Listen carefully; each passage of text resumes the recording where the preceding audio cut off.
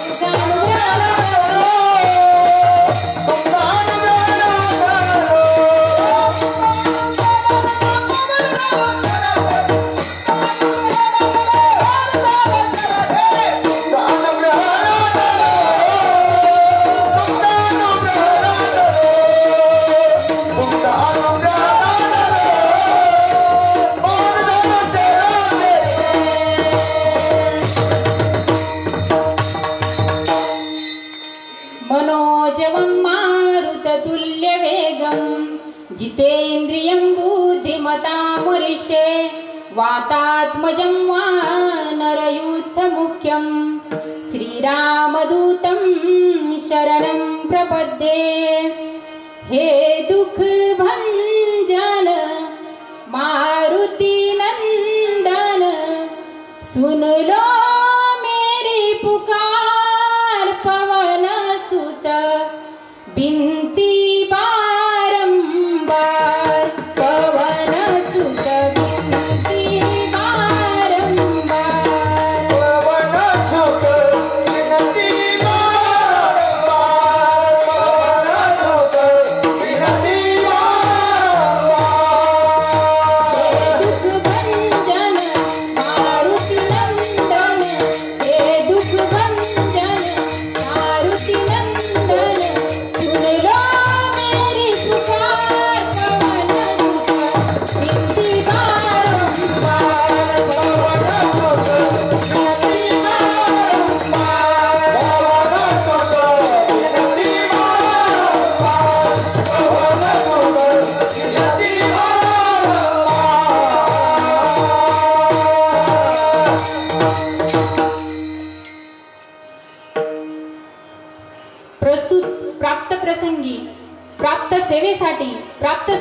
प्राप्त सेवेसाठी निवडलेला अभंग शांती पैठण निवासी शांती ब्रह्म एकनाथ महाराज आणि ज्यांच्या घरी भगवंत 36 वर्ष काम करत होते त्यांचा हा भक्त आणि त्यांचा हा अभंग या भगवतीचे गुण गाणारे तिचं स्मरण करणारा हा अभंग आज या ठिकाणी सेवेसाठी निवडलेला आहे। तर अभंगाचा सरळ भावार्थ सांगायचा झाला तर नाथ महाराजांनी भगवतीचं या अभंगामध्ये भगवतीचं वर्णन केलं आहे की ती भगवती अनादी काळापासून या पृथ्वी तलावरच नाही तर पूर्ण सृष्टीमध्ये ती या भक्तांसाठी बोधाची परडी घेऊन ज्ञानाचा दीप पाजळवत ती आपल्या भक्तांसाठी ती तर याच्यामध्ये आलेली आहे. तर नाथ महाराज सांगतात, मग तिचा गोंधळ घातला. मग तो गोंधळ कोणी घातला तर व्यास, वशिष्ठ आणि सुख गोंधळी यांनी हे गोंधळी झाले तिचे. आणि सर्व हा महिमा बघण्यासाठी स्वर्गाहूनही रंभादिक नायक असे अनेक 33 कोटी देवही इथं ह्या सोहळा बघण्यासाठी इथं आलेले आहेत. आणि अशा पद्धतीने एकनाथ महाराजांनी हा भगवतीचा अभंग त्यांनी स्पष्ट केलेला आहे. त्याचं आपण चिंतन करूया. विठ्ठल विठ्ठल विठ्ठल विठ्ठल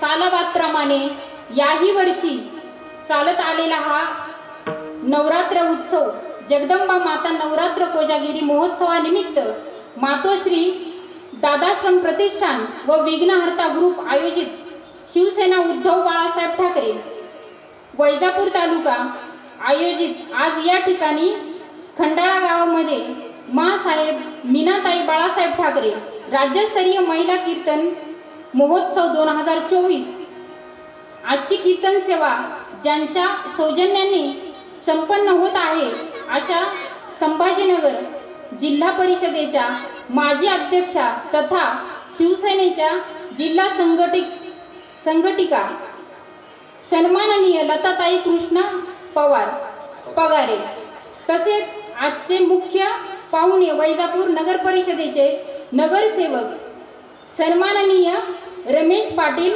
हडोळे आणि ज्यांच्यामुळे मला ही सेवा करण्याचं भाग्य मिळालं असे मुरली नाना थोरात यांनाही मी धन्यवाद देते की त्यांच्यामुळे मला ही सेवा करण्याचं भाग्य मिळालं. खंडाळा येथील कीर्तन महोत्सव अवघ्या महाराष्ट्रात पोचविण्याचे काम जे करतायत तर असे मराठी चॅनलचे मराठी तडका व गजर हरिनामाचा या चॅनलचे पत्रकार तसेच विविध दैनिकांचे पत्रकार व ग्रामस्थ यांना सर्वांना धन्यवाद देते. तसेच सर्व श्रोते मंडळी इथं तुम्ही सर्वजण परमेश्वराचा दर्जा घेऊन बसलेला आहात तर तुमच्या परमेश्वर स्वरूप तुमच्या हृदयस्थ पांडुरंगाला परमात्म्याला मी वंदन करते. आणि तुम्ही आम्ही खेळीमेळी गदारोळे आनंद या न्यायाने आपण सर्व मिळून ही सेवा भगवतीच्या चरणावर समर्पित करायची आहे. विठ्ठल विठ्ठल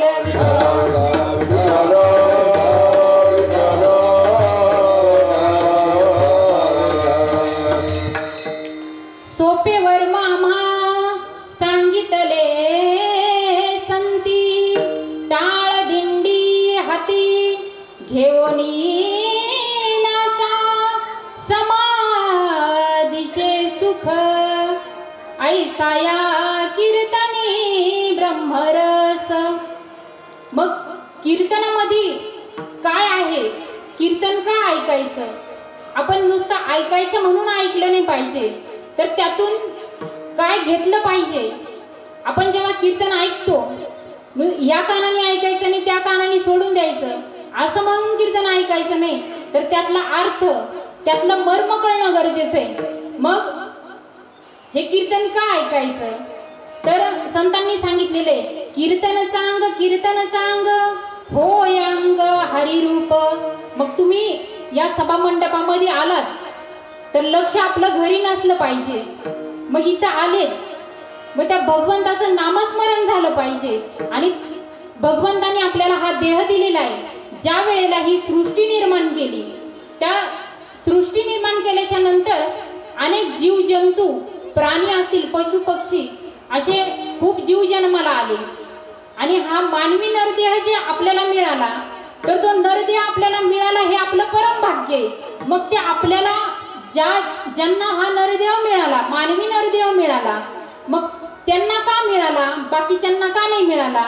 तर जे भगवतीचे भक्त आहेत, जे भगवतीचे प्रेमी आहेत, त्यांना ही भगवतीची सेवा करायला मिळावी यासाठी या भगवतीने आपल्याला हा नरदेह दिलेला आहे, मानवी नरदेह दिलेला आहे. विठ्ठल विठ्ठल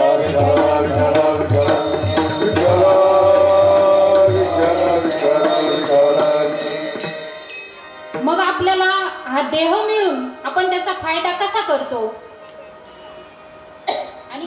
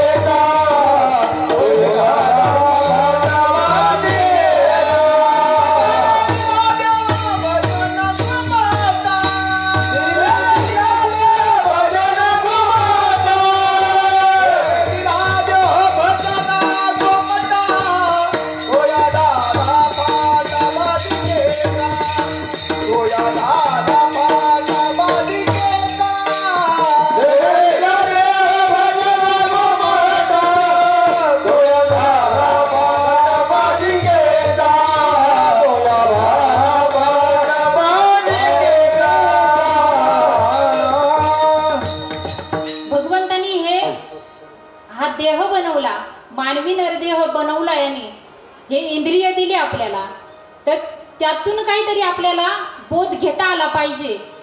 मग त्याच्यासाठी सांगितलेले दिले इंद्रिय हात पाय कान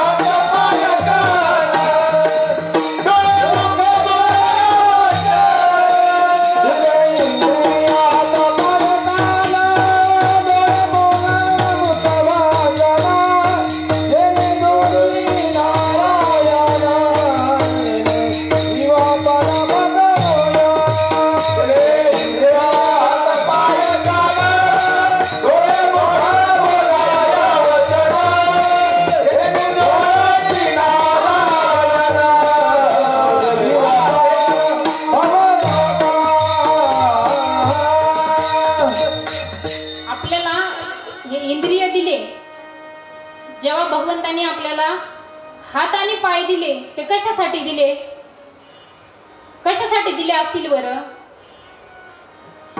कुणाच्या लग्नाला जाण्यासाठी, हळदीला जाण्यासाठी किंवा शेतात जाण्यासाठी, आपला संसाराचा हा गाडा ओढण्यासाठी कशासाठी दिले?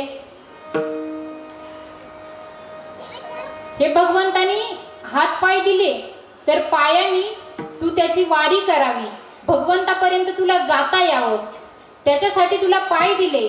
आणि हात कशासाठी दिले? तर कधी कानावर जर तुझ्या भगवंताचं नाम पडलं तर आपल्या हातून टाळी वाजली गेली पाहिजे, त्याच्यासाठी हे हात दिले. आणि मग डोळे, कान, नाक, तोंड कशासाठी दिलं भगवंताने? हिने किती मेकअप केला, तिने किती मेकअप केला, तिची साडी किती छान आहे, ती किती रुपयाची, हे बघण्यासाठी दिलं का? आता तुम्ही बसल्या पण खूप लांब येत नाही का, त्याच्यामुळे मला कोण नेमकं बघतंय माझ्याकडे हे पण नाही लक्षात येते. मग कशासाठी दिले आपल्याला? आपल्या मुलीला चांगलं म्हणावं, सुनेला नावं ठेवावी, याच्यासाठी तोंड दिलं का आपल्याला? तर नाही. भगवंतानी त्याचं नामस्मरण करावं.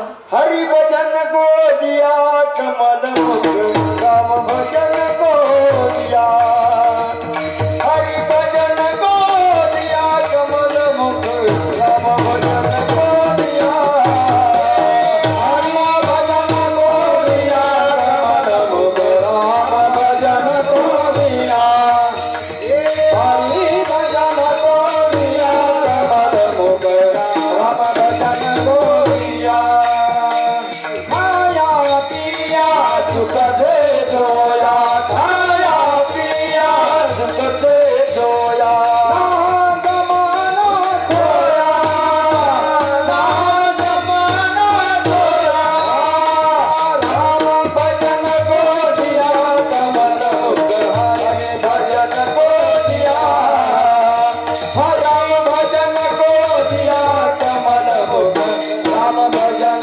गोदिया, हरि भजन गोदिया कमल मुख राम भजन गोदिया, हरि भजन गोदिया कमल मुख राम भजन गोदिया.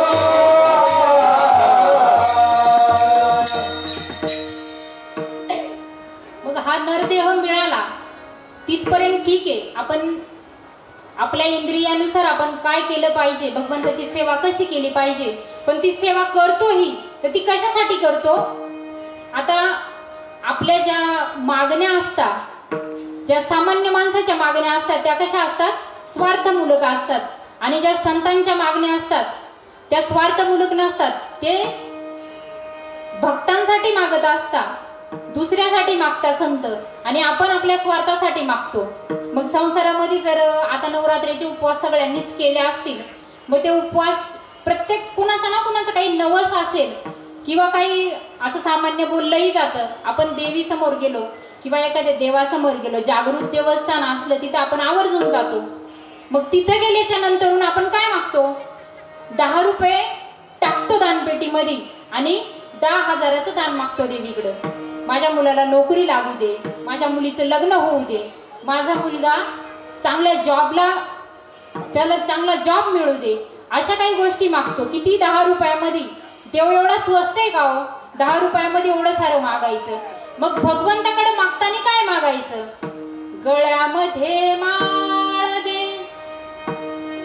गळ्यामध्ये माळ दे, हातामध्ये टाळ दे, गळ्यामध्ये माळ दे, हातामध्ये टाळ दे, देवा मला नाम घेया अशी एक संध्याकाळ दे, संगीताचे दान दे, कंठामध्ये तान दे, संगीताचे ज्ञान दे, कंठामध्ये तान दे, तुझे गीत गाता यावे, तुझे गीत गाता यावे, ऐसे वरदान दे, मायेसाठी माय दे, वारीसाठी पाय दे, मायेसाठी माय दे, वारीसाठी पाय दे, तुझी कृपा कामधेनु, तुझी कृपा कामधेनु अशी एक गाय दे, तुकोबाची विना दे, ज्ञानियाची करुणा दे, तुकोबाची विना दे, ज्ञानियाची करुणा दे, मूर्त डोळा पायी माथा, मूर्त डोळा पायी माथा, ठेवोनिया मरण दे, ठेवोनिया मरण दे, मग भगवंताकडे जर काही मागायचं असलं तर ते अशा पद्धतीने मागलं गेलं पाहिजे. आपण स्वार्थासाठी मागतो. मग आपण जेव्हा भगवंताचं नामस्मरण करतो, त्याची भक्ती करतो, तेव्हा तो आपल्या भक्ताच्या मनातलं ओळखतो आणि काय हवं नको तो ते आपल्याला देतच असतो. पण आपली भक्ती तशी शुद्ध असली पाहिजे. स्वार्थी भावनेची नसली पाहिजे ती भक्ती. मग आता आपण हा नवरात्रीचा उत्सव साजरा करतो आहे, तर त्याआधी अभंगाकडे जाण्याआधी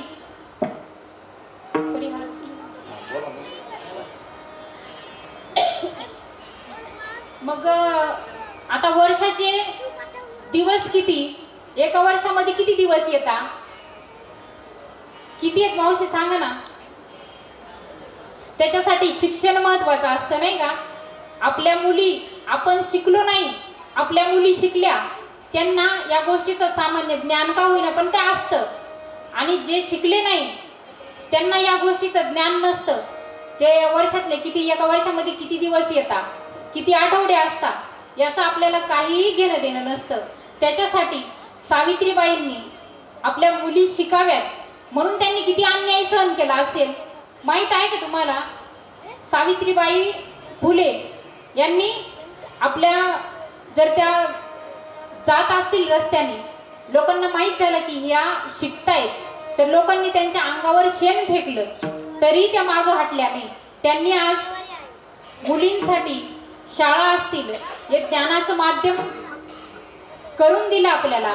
आणि त्याच्यामुळं आज तुम्ही इथं सभामंडपामध्ये कीर्तन ऐकतायत आणि मीही इथं तुमच्या समोर उभी राहून कीर्तन करू शकते, ते फक्त त्यांच्यामुळं. विठ्ठल विठ्ठल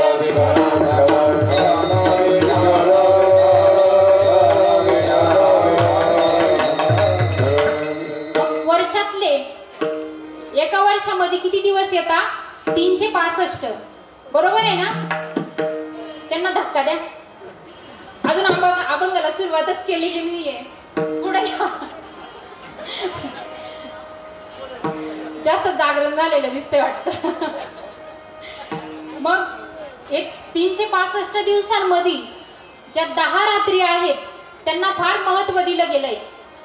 मग ते 10 दिवस कोणते, त्या 10 रात्री कोणत्या, तर ह्या नवरात्र उत्सवाच्या, या देवी जगदंबेच्या ह्या नवरात्री, आणि एक कोणती, शिवरात्र. या 10 रात्रींना खूप महत्वाचं मानलेलं आहे. आणि त्याच्यामध्ये हे नवरात्र उत्सव जो आहे, हे व्रत सगळ्यात महत्वाचं आणि या पृथ्वी तलावरचं सगळ्यात छान, सगळं देणारं हे व्रत आहे. त्याच्यासाठी सर्वांनी केलं पाहिजे. मग आता सगळ्यांनीच 9 दिवसाचे उपवास केले असतील असं नाही. हे 9 दिवसाचे उपवास केलेत असं कोणी नाहीये, आणि ज्यांनी केले नाही असे पण कोणी नाहीये.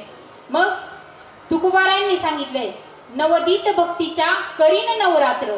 नवविध भक्तीच्या करीन नवरात्र, भक्तीच्या करोनी नवरात्र. मागे न ज्ञानपुत्र, मागे ना पुत्र, सद्भाव अंतरिचा मित्र, सद्भाव अंतरिचा मित्र.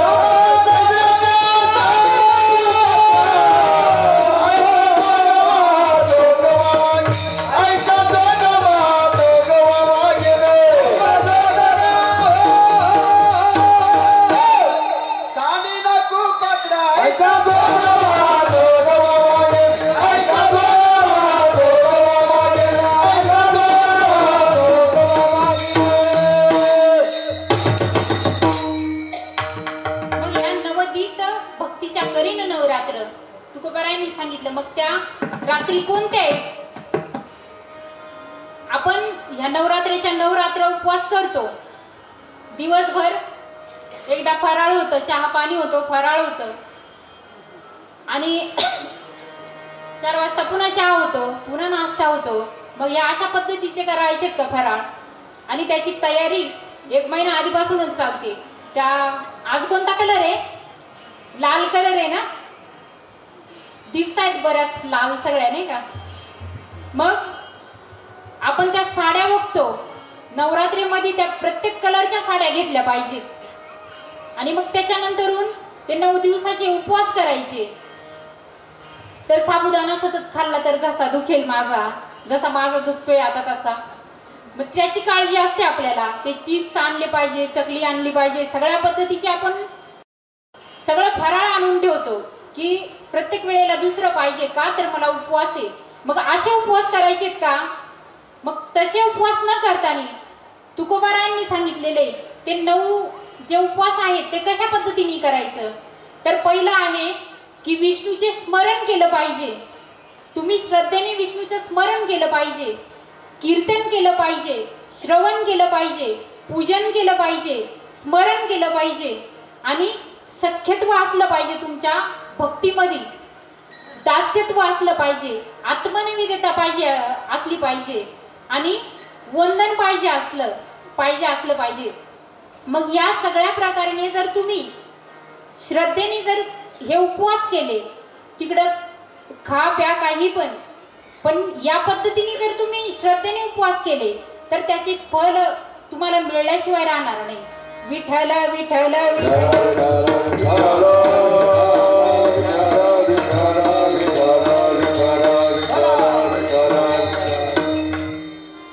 मग हे उपवास आपण करतो तर ते ही भगवती आपल्यावर प्रसन्न व्हावी याच्यासाठी आपण ते उपवास करतो.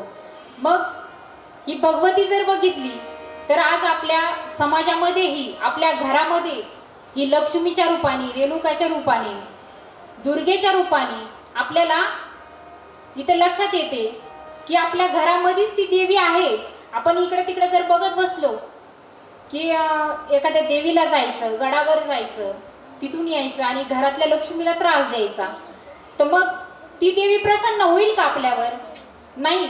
तर मग तुम्ही जसं ह्या देव्हाऱ्यातल्या देवीला मानता तसंच आपल्या घरातल्या लक्ष्मीलाही ते स्थान दिलं पाहिजे. तेव्हा कुठं ती आपल्यावर प्रसन्न होते. मग आपण ही अनादी अंबिका भगवती ही अनादी कालापासून आलेली, तर ती कशासाठी आली? आपल्या भक्तांचं रक्षण करण्यासाठी. तर ती कशा पद्धतीने रक्षण करते हे अभंगाच्या प्रथम चरणात पाहू. अनादी अंबिका अंबिका भगवती अंबिका भगवती परगी परगी घेऊ हरी परगी घेऊ हरी ज्ञानाचा ज्ञानाचा पदरी ज्ञानाचा पदरी उदाऊ देण्यासाठी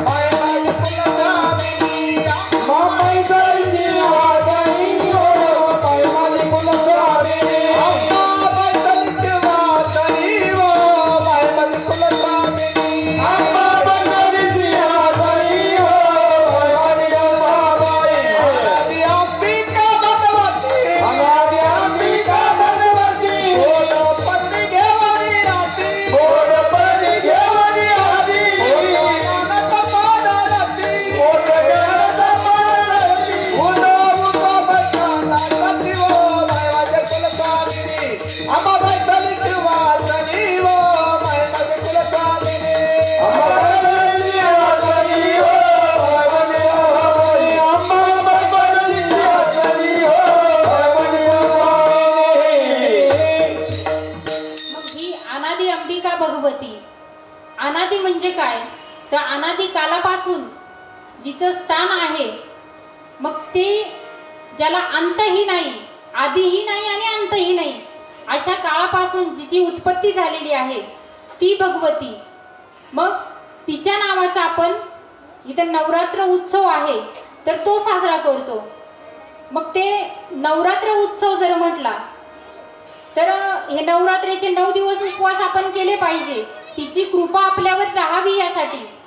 मग तिचे आता 9 दिवसाचे उपवास सगळ्यांना आहेत असं नाही, मग ते 9 दिवसाचे उपवास नाही जमले तर 3 दिवसाचे केले पाहिजेत. ते 3 दिवसाचे उपवास कोणते कोणते सांगा बरं महिला मंडळ, तुम्हाला माहित असतील ना कोणते? 3 उपवास कोणते? सप्तमी, अष्टमी आणि नवमी हे 3 दिवसाचे व्रत केलं पाहिजे अंबिकेचे. आणि मग ते 3 दिवसाचे व्रतही नाही जमलं तर मग कोणता करायचा उपवास? 2 उपवास. कोणता उपवास येतो? हा, उठता बसता. एवढंच उत्तर मला तुमच्याकडून पाहिजे होतं की उठता बसता करायचा. म्हणजे कसा? उठत बसत असं करायचं आहे का? नाही ना. बसायचं उठायचं, बसायचं खायला, उठायचं परत बसायचं असं नाही. मग तो बसता उठता हा 2 दिवसाचा उपवास तुमचा, तोही नाही जमला तर 1 दिवसाचा केला पाहिजे. तर तो 1 दिवसाचा कोणता आहे सांगा बरं. तुम्ही आधीच खूप लांब बसलात. कोणता आहे? तुमचा आवाज माझ्यापर्यंत येत नाहीये. कोणता उपवास आहे तो एक करायचा? अष्टमीचा. अष्टमीचा तो 1 दिवसाचा उपवास करायचा. मग तुम्ही म्हणाल ज्याला महाराजांचा एवढा अट्टहास का आहे की ज्याला 9 दिवसाचा नाही जमला तर त्यांनी 3 दिवसाचा करा, ज्याला 3 दिवसाचा नाही जमला त्यांनी 2 दिवसाचा करा, ज्याला 2 दिवसाचा नाही जमला त्यांनी 1 दिवसाचा करा, पण करा. मग हा 1 दिवसाचा उपवास का होईना पण का करायचा आहे? तर मग जो कोणी जर महापापी जरी असला त्याने हा उपवास केला, 1 दिवसाचा जरी उपवास केला तरी त्याची पाप नष्ट होतात. आणि मग त्यामुळं फळप्राप्ती काय होते? तर काम अर्थ धर्म, हा, तर मग धर्म अर्थ काम मोक्ष या पुरुषार्थ आपल्याला प्राप्त होतात. मग त्याच्यासाठी या अंबिकेचे उपवास श्रद्धेने केले पाहिजेत. विठ्ठल विठ्ठल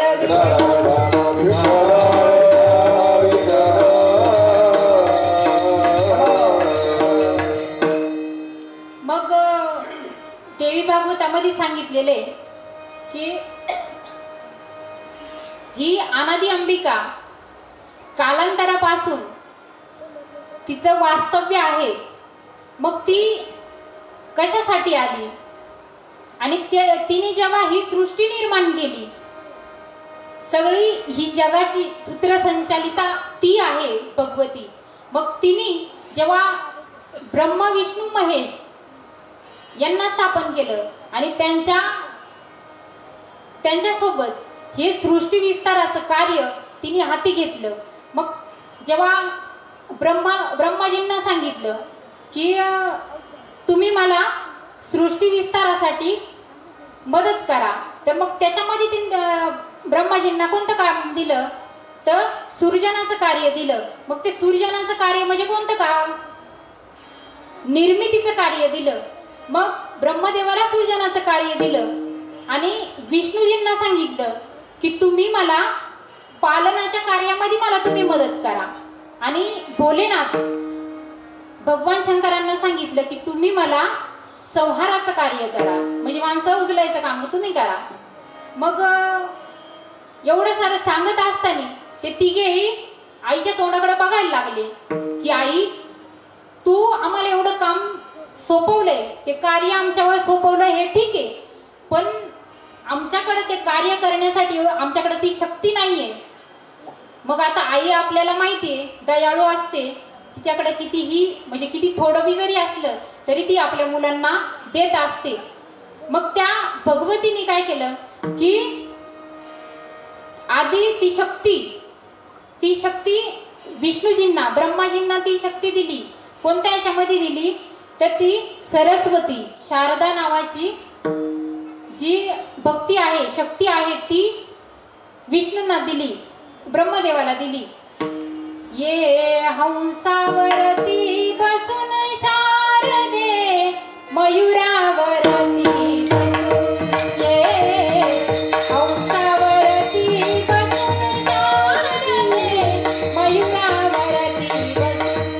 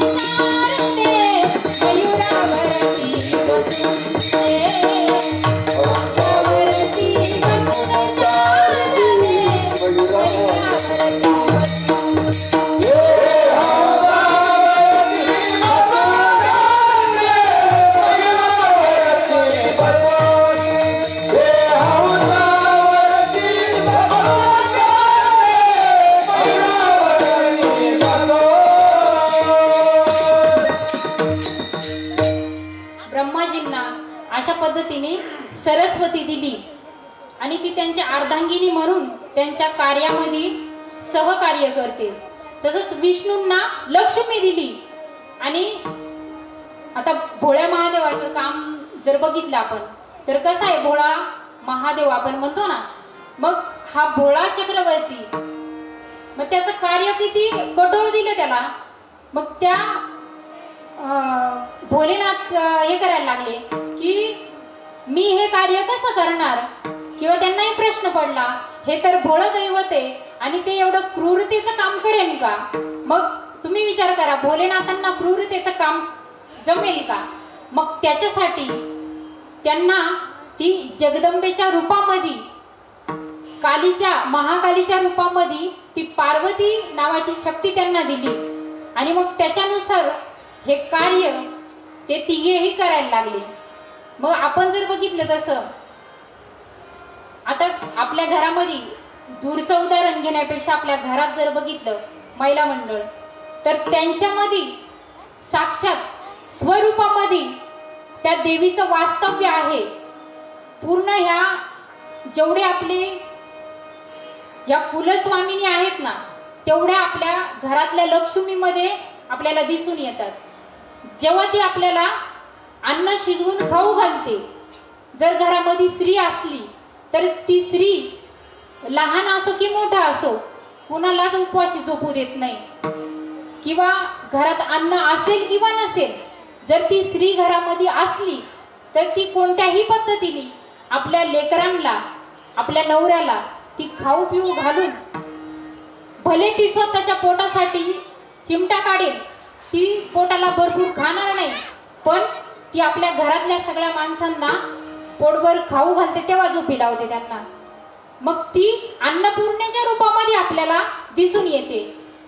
जेव्हा तीच स्त्री जेव्हा मुलांचा अभ्यास घेते, आपल्या लहान मुलांचा अभ्यास घेते, हाणून मारून त्यांना अभ्यासाला बसवते, त्यांना काही अक्षरे शिकवते. एवढंच नाही तर जी स्त्री मुलांना आपल्या हरिपाठ वाचायला शिकवते, ती स्त्री कोण असते, सरस्वतीच्या रूपाने ती आपल्याला दिसून येते. आणि त्याच्याही पुढे जाऊन जर बघितलं तर जेव्हा आपल्या घरामध्ये कोणी आजारी पडलेलं असलं तर रात्रभर मिठाच्या पट्ट्या ठेवणारी ती कोण असते, रेणुका माता. ती आपल्या रूपाने तिथे आपल्याला घरामध्ये दिसून येते. मग एवढं सारं करताना या देवीचं स्वरूप आपल्या कधी लक्षात येतं का, कधीच नाही येत.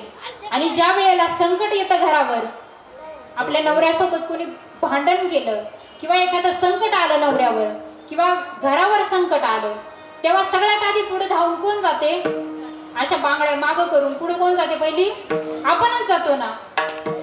मग हा सप्ताह जो आहे, हे नवरात्रीचा उत्सव जो आहे, तो आपल्या शक्तीचा जागर, तिचा मान सन्मान याच्यासाठी हा उत्सव या ठिकाणी साजरा केला जातोय. विठ्ठल विठ्ठल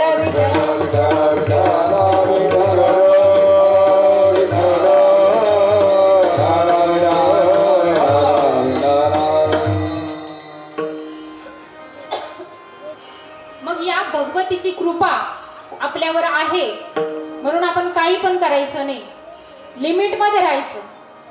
मग जेव्हा ही भगवती या भक्तांसाठी धावून येते, तेव्हा तिने काय केलेलं आहे, तिची भक्ती कशी करायची, तर आपल्याला नाथ महाराजांनी सांगितलेलं आहे की ती अनादी काळापासून जी भगवती आलेली आहे, तर तिने बोधाची परडी घेतलेली, हातामध्ये बोधाची परडी आहे आणि ज्ञानाचा दीप, बोध म्हणजे काय, उपदेश ती करत आहे.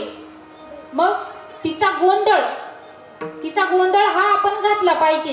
हे नवरात्रीचे 9 दिवस आपण उपवास करतो, तिच्या नामाचं भजन कीर्तन करतो, तिच्या नामाचा गोंधळ घालतो. तर मग हा उपवास, हे गोंधळ घालण्याचं काम जर कोणी केलं असेल तर ते तेव्हापासूनच, पूर्वीपासून ही प्रथा चालू आहे. मग या भगवतीची आराधना कशी करायची, त्या ध्रुवपदामध्ये गोंधळा येई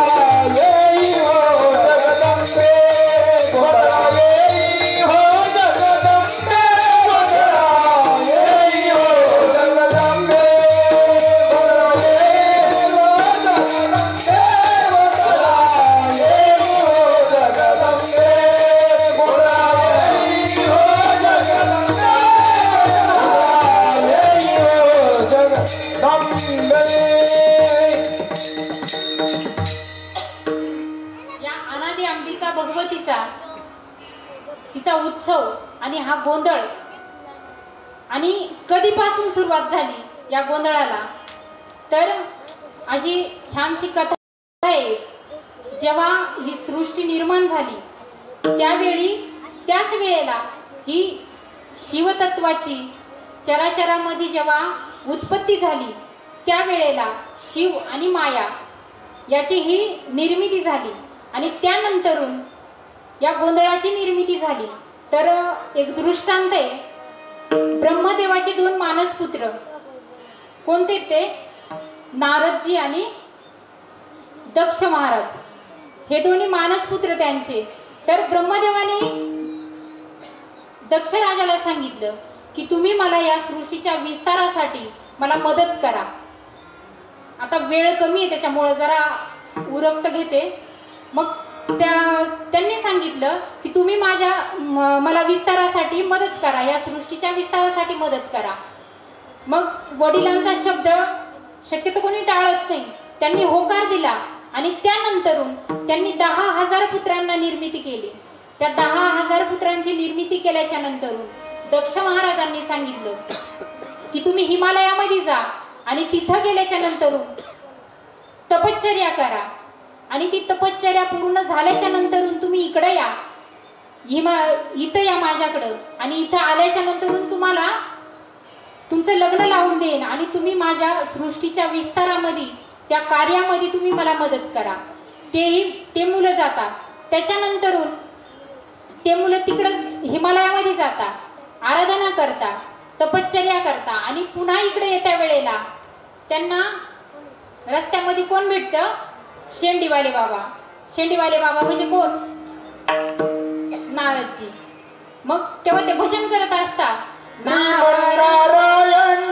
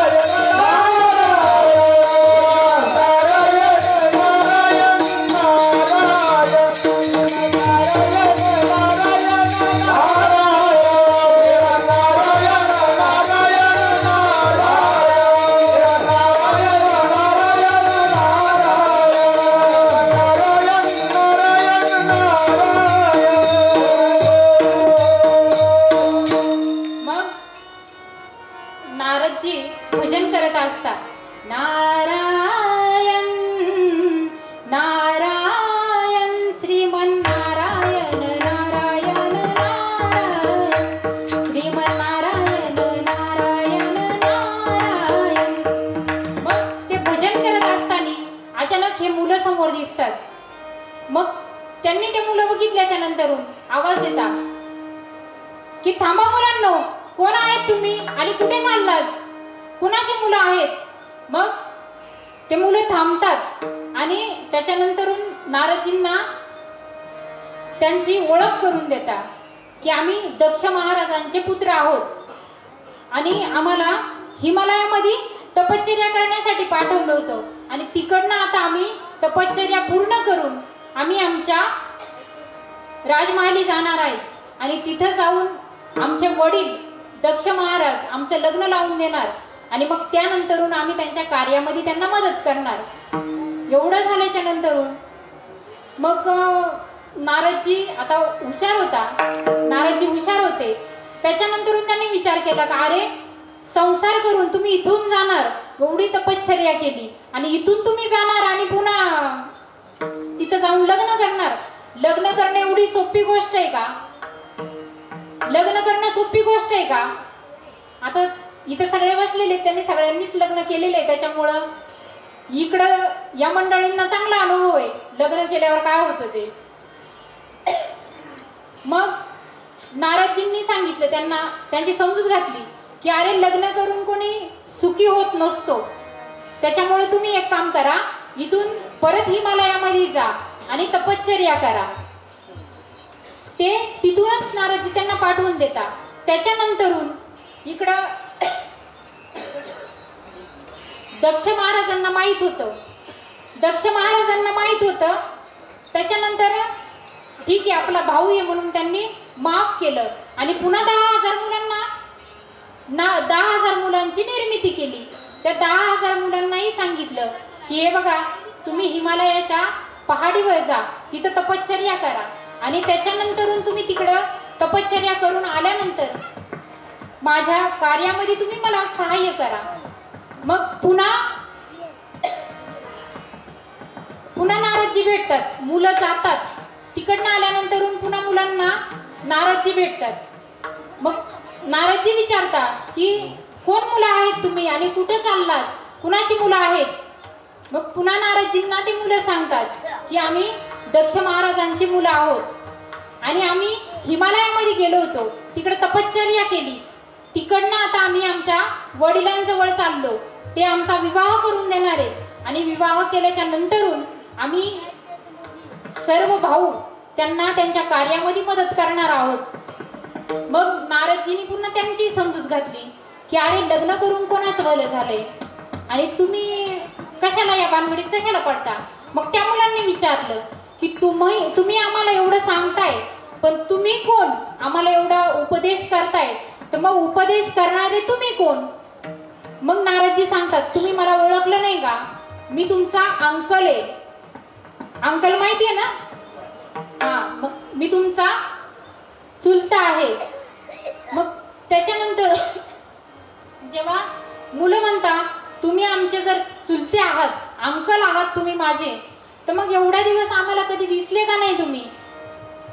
मग तेव्हा नारदजी सांगतात मी हरिभक्त आहे, वैष्णव आहे आणि त्यामुळं माझा घराला पाय राहत नाही. आता या मंडळींना माहिती आहे घराला पाय कितपत आपले राहतात आणि कितपत नाही राहते, नाही का. मग हरिभक्त असल्या कारणाने जिथं हरिनामाचा गजर असतो तिथं ही संत मंडळी तिथं असतात. गृहस्थाश्रमामध्ये कमी असतात आणि इकडं जास्त असतात.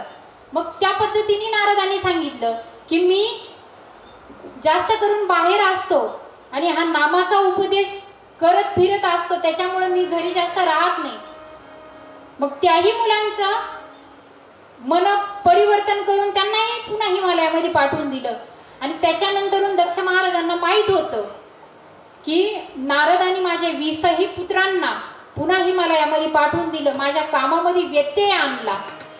त्याच्यामुळं दक्ष महाराज रागवतात आणि त्याला शाप देतात की तू एका जाग्यावर राहून कधी कोणाला उपदेश करू शकणार नाही.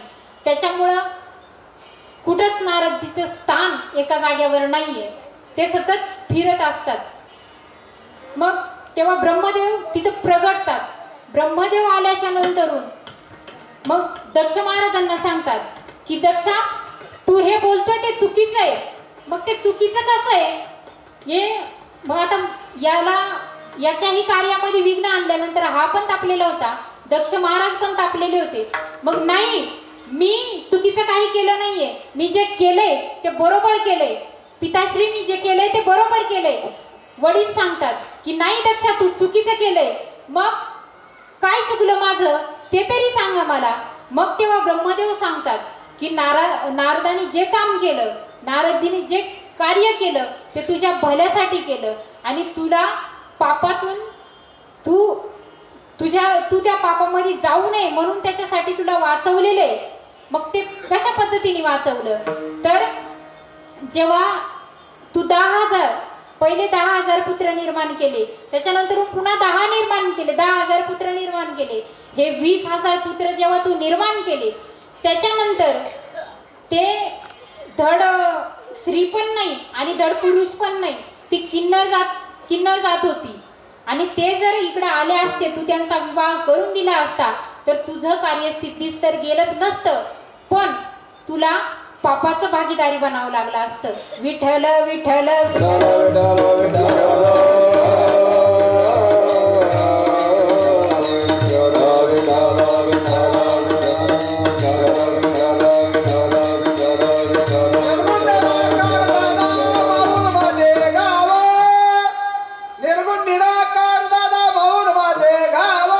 शकुन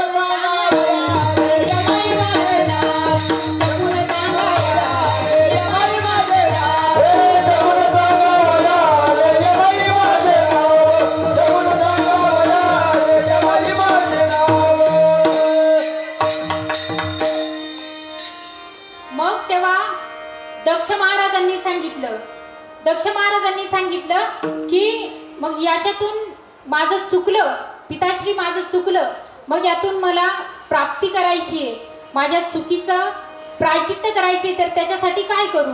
मग तेव्हा भगवतीने जेव्हा सांगितलं, ब्रह्मदेवाने सांगितलं की जा तू तुझ्या महालामध्ये जा, अष्टभुजेचं चित्र काढ आणि त्या देवीची, त्या जगदंबेची, त्या भगवतीची 9 दिवस 9 रात्र उपवास करून तिची आराधना कर आणि त्यानंतरून ती मुलगी म्हणून तुझ्या पोटी जन्माला येईल.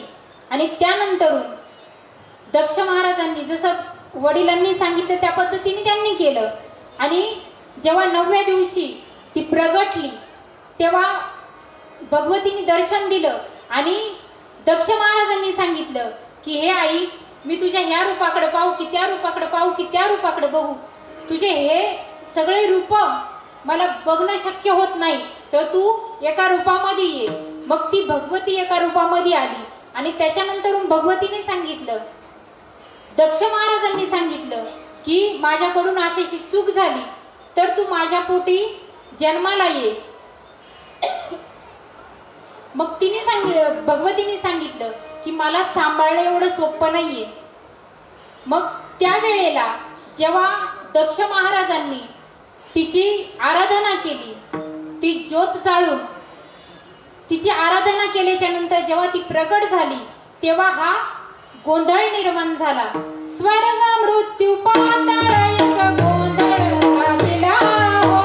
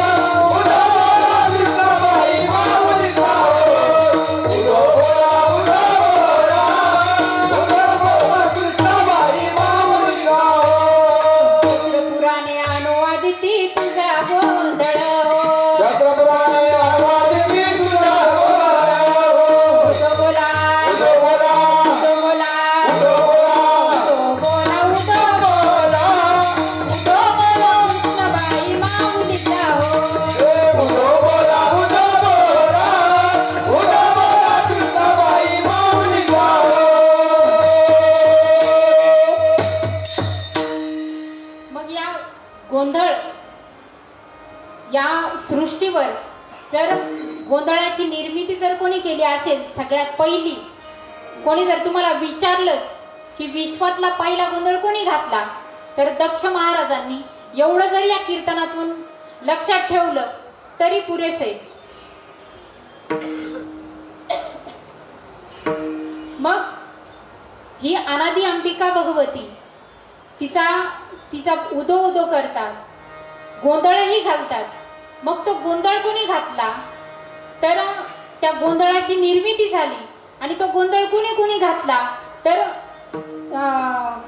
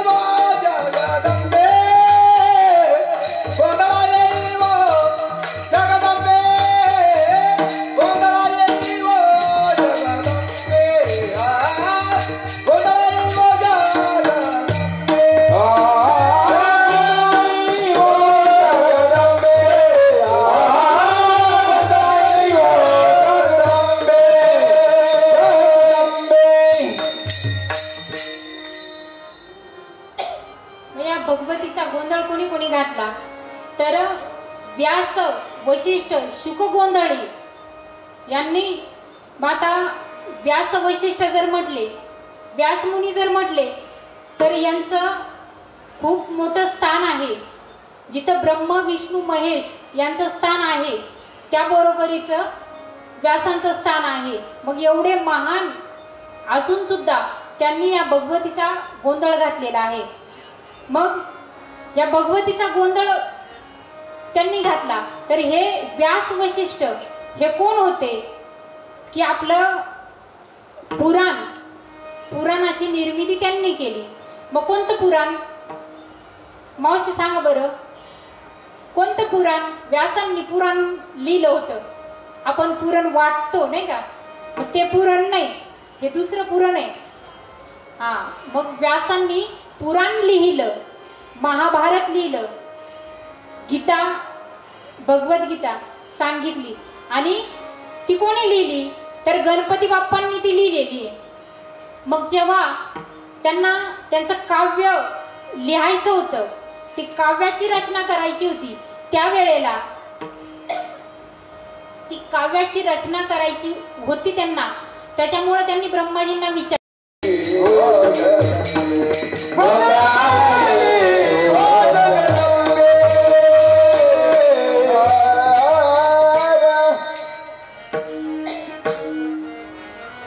या साधकांनी नाथ महाराजांना विचारलं की तुम्ही सगळ्यांनी गोंधळ घातला असं सांगताय, पण तुम्ही घातला का हा गोंधळ? मग तेव्हा नाथ महाराज सांगतात की मीच काय, पण 33 कोटी देवांनीही या गोंधळाला हजेरी लावलेली आहे. तर ती कशी? तर पंढरीच्या पांडुरंगासाठी तिथं ते दर्शन घेण्यासाठी रंभा, गंधर्व आणि अशा अनेक भक्तगण येतात त्या पांडुरंगाचं दर्शन घेण्यासाठी. आणि पहाटेच्या वेळेला ते जेव्हा दर्शन घेण्यासाठी येतात, तेव्हा ते 33 कोटी देवही तिथं येतात. हे मी माझ्या मनातलं सांगत नाहीये, ते काकड्यात प्रमाण आलेले. रंभादिक नाचती पुढे जोडून हात,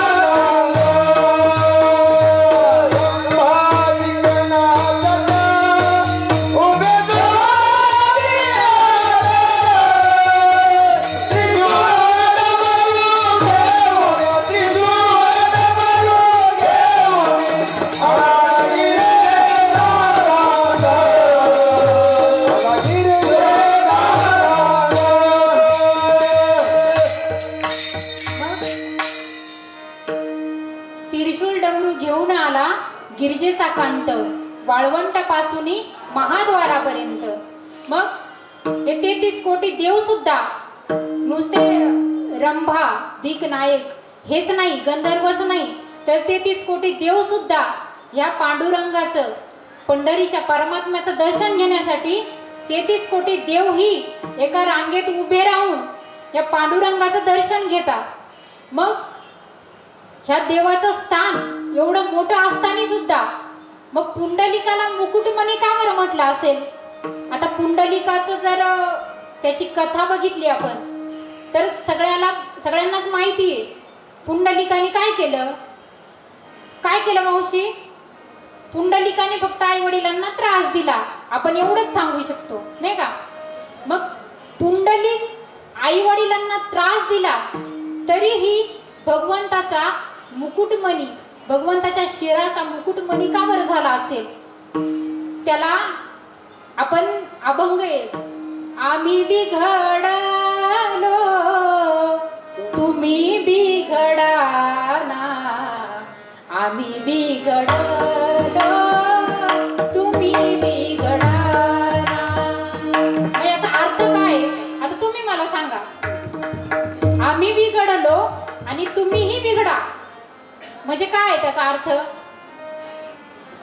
मराठी भाषा अशी आहे ना, तर जशी वळवली तशी वळते ती. मग काय सांगितलेलं आहे या अभंगातून? आपल्याला काय घ्यायचंय? आम्ही बिघडलो आणि तुम्ही बिघडा असं आहे का? असं नाहीये. तर आम्ही पण घडलो, तो बी इतका महत्वाचा आहे ना, की आम्ही पण घडलो तुम्ही पण घडा. मग काय सांगितलेलं आहे अभंगामध्ये? परिसाच्या संगे लोहा बिघडला,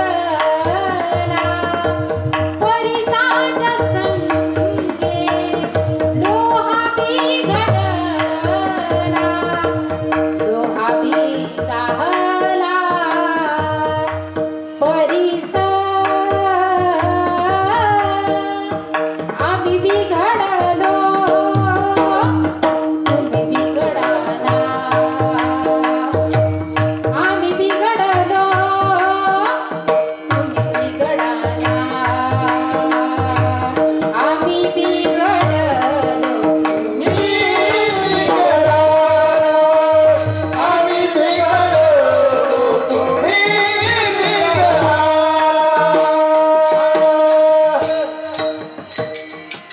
मग हा अभंग जर मी असाच म्हणून दाखवला असता तर तुम्ही काय म्हटले असते? काय रात्रीच्या महाराज होता? रात्रीच्या महाराजांनी तर असं सांगितलं की आम्ही बिघडलो तुम्हीही बिघडा. मग त्याचा अर्थ तसा नाहीये. मग पुंडलिकाला जर आपण बघितलं तर पुंडलिकाचं काय सांगितलेलं आहे? आपण जी कथा आपल्याला माहिती की त्याने आई वडिलांना त्रास दिला इतपत माहिती आपल्याला.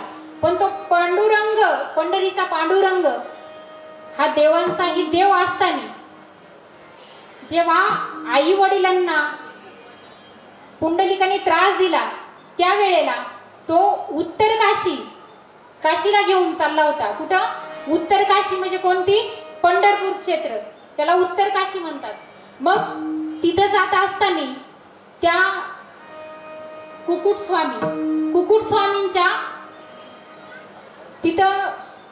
स्वामींच्या मठाजवळ त्यांनी ते तिथं थांबले, मुक्कामी थांबले. आणि आई वडील आता पुंडलिकाने काशी करायची ठरवली होती, पण कशी केली त्यांनी काशी? आई बाबाच्या गळ्याला दोरी बाईन खांद्यावरी, पुंडलिक काशी यात्रा करी, पुंडलिक काशी यात्रा करी, पुंडलिक काशी यात्रा करी, पुंडलिक काशी यात्रा करी. आई बाबाच्या गळ्याला दोरी, आई बाबाच्या गळ्याला दोरी बायको खांद्यावरी, पुंडलिक काशी यात्रा करी, पुंडलिक काशी यात्रा